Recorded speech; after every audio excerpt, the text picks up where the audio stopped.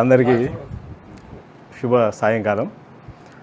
ఈరోజు మన ప్రభాకర్ రావు గారి రిటైర్మెంట్కు వారికి సన్మానం చేయడానికి వారి గృహానికి మన కుల బంధువులందరి తరపున వచ్చినాము.